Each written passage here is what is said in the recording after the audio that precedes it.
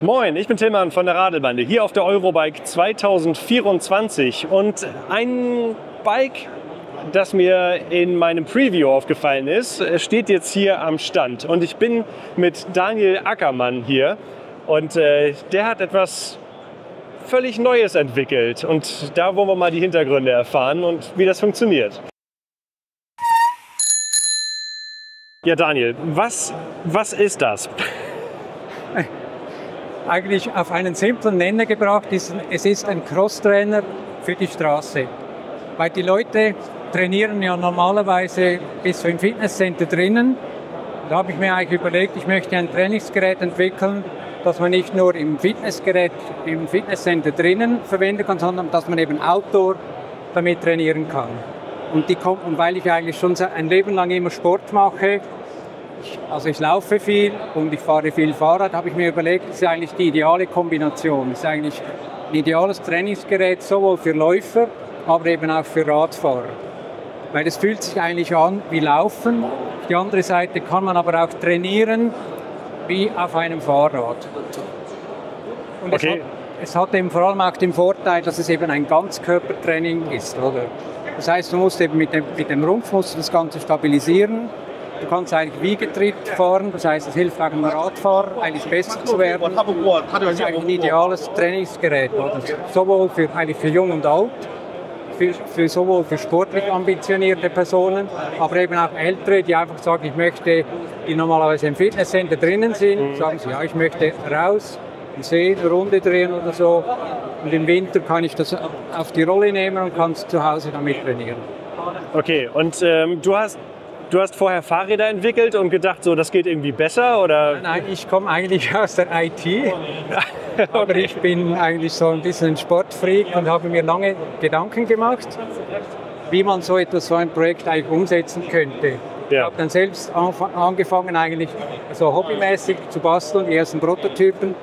Die wurden dann eigentlich immer besser. Bis ich dann eigentlich dieses Konzept entdeckt habe, habe gedacht, so jetzt funktioniert das Ganze. Weil es gibt ja schon Stand-up-Bikes, die haben dann einfach keinen Sattel. Ja. Das Problem ist, dann stehst du eigentlich. Niemand fährt im Wiegetritt irgendwie eine Stunde oder eine halbe irgendwo einen Berg hoch. Ja. Schmerzen dir nämlich die Knie. Ja. Also war eben eigentlich die Idee, wie bekomme ich das hin, so dass ich eben eine Stunde lang fahren kann, ohne dass ich nachher die Knie merke, oder? Ja. Aber jetzt würde mich mal interessieren, wie das aussieht, wenn du darauf fährst. Also gut, ja. Kann ich sehr gerne machen. Also der Aufstieg ist eigentlich wie auf einem normalen Fahrrad. Ich habe eine 11-Gang-Schaltung. Und da, wie man sieht, kann ich hier so.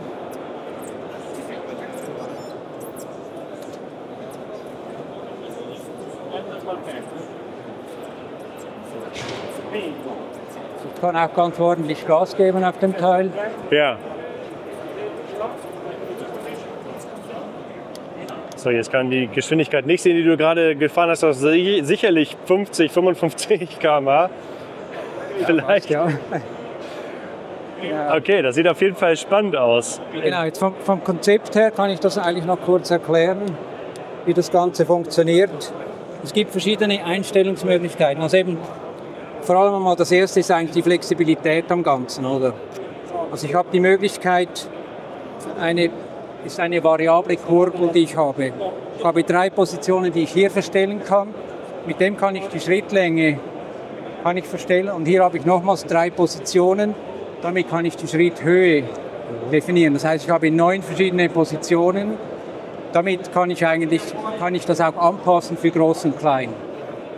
Und was eben auch der Vorteil ist, wenn im Fitnesscenter die Crosstrainer, die haben ein Schwungrad, das habe ich eben nicht. Ja. Das heißt, der Idealfall ist, ich drücke eben hier runter und wenn ich eben unten bin, dann habe ich eben den toten Winkel bereits überwunden und kann dann von hier gleich wieder drücken, oder? Ah, stimmt, ja. Das ist eben eigentlich der Clou am Ganzen, dass ich mit der Kurbel den toten Winkel überwunden habe. Und wenn du eben einfach im Fahrrad stehst, dann musst du jedes Mal noch, du hast auch hier eine leichte Schiebewirkung, aber viel, viel weniger, als wenn du es mit einer runden Kurbel machst. Okay, ja. Das ist eben eigentlich der Vorteil.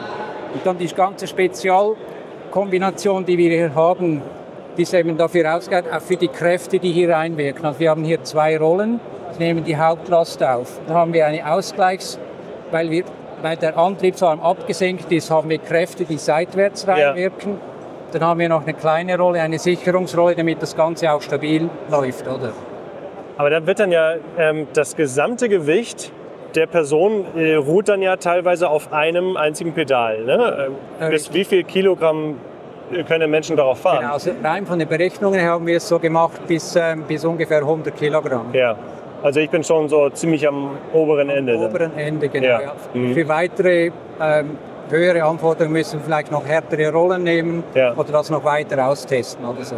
Okay, das sind jetzt tatsächlich recht weiche Kunststoffrollen, die hier... Genau, also das sind eigentlich Polyurethanrollen. Ja. Ich bin hier noch am Testen von verschiedenen Härtegraden.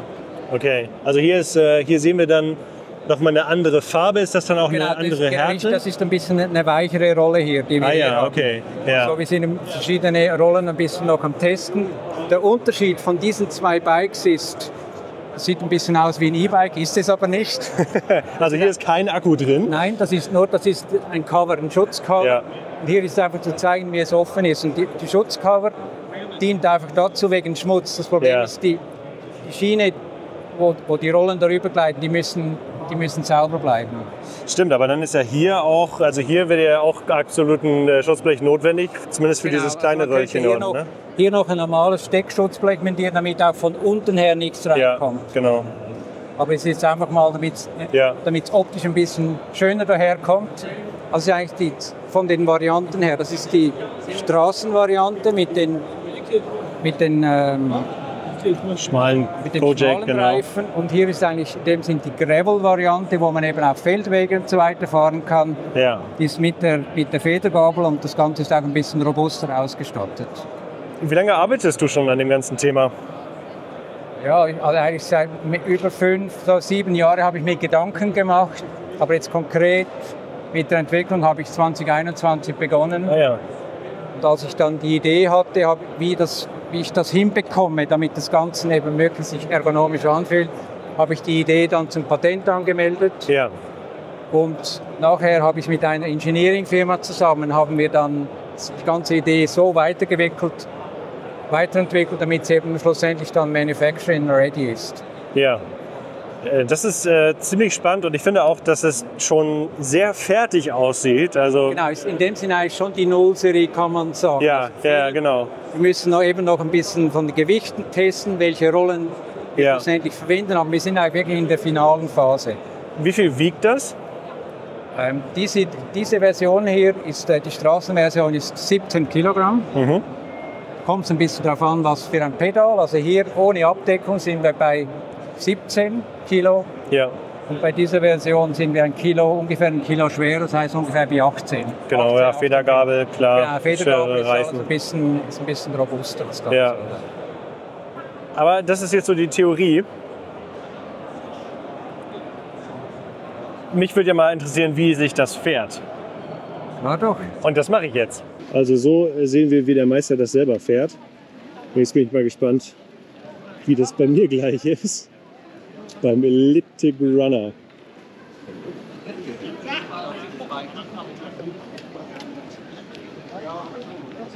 Okay, ich fahre einfach mal los. Also viel Spaß. Danke. Also.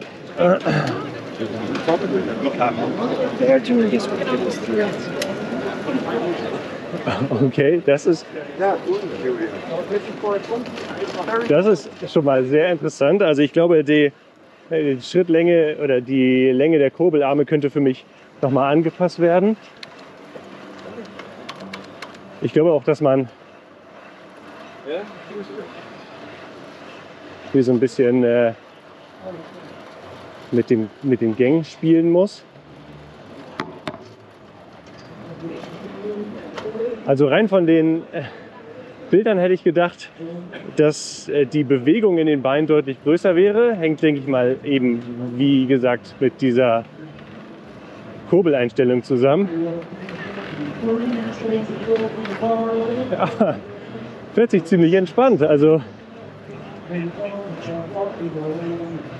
Es werden schon einige andere Muskelgruppen angesprochen, als das beim normalen Fahrrad der Fall ist. Und ist auch nicht unanstrengend. Jetzt seht ihr wahrscheinlich selber gar nicht so viel von dem, was ich hier mache. Einhändig fahren ist halt durch den fehlenden Sattel auch nicht ganz einfach. Also, ich weiß auch nicht, wie schnell ich jetzt hier bin. Aber ich kann mir sehr gut vorstellen, dass das ein ziemliches Ganzkörpertraining ist, weil eben man die ganze Zeit steht, der Oberkörper bewegt wird, die Arme werden bewegt. Und das ist eine witzige Idee. Würde ich damit jeden Tag meinen Alltag bestreiten wollen? Weiß ich jetzt nicht.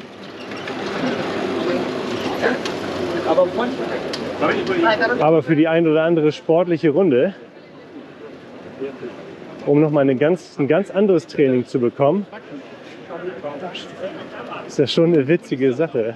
Also ich würde mich jetzt schon ganz gerne auf den Sattel setzen, aber geht ja hier gar nicht. Es geht in die Beine. Es ist eine ganz andere Sache, als das beim Fahrradfahren der Fall ist. Also die Bewegung ist tatsächlich... Man muss sich ein bisschen von der man muss ein bisschen den Tritt finden zuerst, ja. Weil man möchte so rund treten, oder? Da muss man ja, genau. Und ich hatte auch das Gefühl, klar, ich bin jetzt sehr groß, genau. dass da halt die Einstellung noch mal etwas länger gemacht werden müsste. Da könnten wir aber eigentlich hier auf die längste Position gehen. Ja. Und hier könnte man das noch ein bisschen mehr Fallhöhe auf, ein bisschen größeren Schritt auch noch, die Ellipse ein bisschen höher ist auch noch, könnte man hier noch in diese Position gehen. Genau, also das war gerade so mein Eindruck, dass es sich ein bisschen kurz fährt, die Bewegung ein bisschen kurz ist. Wobei das natürlich auch, ich meine, kürzere Kurbeln sind im Radsportbereich jetzt immer beliebter, also dass der Bewegungsapparat nicht zu sehr belastet wird. Genau, hier möchtest du natürlich eine optimale Schrittlänge. Also wir können hier die Schrittlänge von 45 cm bis 61 können wir das einstellen. Ja. Und wie gesagt, 3 Positionen hier, 3 Positionen hier. Das heißt, wir haben 9 verschiedene Positionen. Das heißt, wir haben das mit schon ziemlich sehr kleinen Personen getestet. Du bist jetzt wieder eher ein sehr groß, also von dem her eigentlich ideal. Ja, sehr spannend. Schieben wir es mal wieder rein. Gut, ja. Daniel, glaubst du, dass das Bike Radfahren im Alltag revolutionieren wird? Nein, das denke ich jetzt in dem Sinne eigentlich nicht, weil es ist, außer die Leute werden alle plötzlich extrem sportlich im Alltag, oder? Weil es ist wirklich eigentlich ein Trainingsgerät. Und darum hat es eben genau keinen Sitz. Genau. Es hat keine E-Unterstützung, weil es eben ein Trainingsgerät ist. Ja, es soll die Leute aus den Fitnesssendern rausbringen, damit sie draußen trainieren können an der frischen Luft. Das ist eigentlich die Zielsetzung. Genau. Also interessanterweise ist das jetzt gar nichts, was so in unseren Kanal passt. Aber ich finde das Prinzip trotzdem spannend, weil es einfach eine neue Idee ist, eben so ein Fitnessstudio nach draußen zu bringen. Und es ist anstrengend, also ich bin schon nach kurzer Zeit ziemlich durchgeschwitzt, auch weil es eine neue Bewegung ist. Aber ich glaube, dass ihr da was ziemlich Cooles habt und auch von dem, was ich sehen konnte jetzt, ist das auch einfach hervorragend konstruiert und stabil. Also auch die Fahrt, manchmal hat man das ja so, wenn man im Stehen Fahrrad fährt, dass sich dann so ein Rahmen irgendwie so leicht verzieht oder so. Das war jetzt hier überhaupt nicht der Fall, sondern das Ding ist komplett stabil. Ja, das ist rollt gut. Rock solid ist es konstruiert. Ja. Also der Rahmen ist aus Stahl, der wurde auch in Deutschland gefertigt von einer deutschen kleinen Radmanufaktur. Haben wir den fertigen lassen, eben aus Stahl, oder? Damit das Ganze, sehr leicht eigentlich, ich meine vom Gewicht her. Eigentlich ist es ein herkömmliches Bike, einfach mit ein bisschen längeren Radstand. Ja. Und der ganze elliptische Antrieb ist drauf geschraubt. Das heißt, all die Teile, die können ersetzt werden, wenn irgendwas defekt geht. Ah, stimmt, ja. Man sieht auch hier so ein bisschen die... Richtig, genau. Das heißt, die Schiene, die ist eigentlich es ist ein Rundrohr, das sich darunter befindet, es ist da drauf geschraubt. Ja. Die Idee ist eben, wenn du mal stürzt und die Schiene nachher irgendwie zerkratzt ist oder so, dann müsstest du den ganzen Rahmen wechseln. So kannst du einfach die Schiene ersetzen. Ja. Das heißt, eigentlich ist jedes Teil hier ersetzbar. Ja. Und eben Stahl ist eben eigentlich auch etwas Nachhaltiges. Man kann es reparieren, man kann es später wiederverwenden. Das haben wir eigentlich speziell auch geachtet. Ja, echt eine coole Idee. hier auf der Eurobike 2024. Ihr könnt alle Informationen hier findet ihr über diesen QR-Code. Wenn ihr den jetzt scannt oder auf diesen Link geht, dann findet ihr alles, was ihr über dieses Rad braucht. Und ich sage erstmal vielen Dank, dass du uns das mal gezeigt hast. Gern geschehen, ja klar. Wenn ihr Fragen oder Anmerkungen habt, dann schreibt sie doch mal unten in die Kommentare. Lasst einen Daumen nach oben da, wenn euch das Video gefällt. Und wenn ihr dabei sein wollt, wenn die Radelbande das nächste Mal auf Tour ist, dann abonniert den Kanal. Tschüss. Tschüss. Bis dann. Und viel Erfolg auf der Messe. Okay, danke, ja.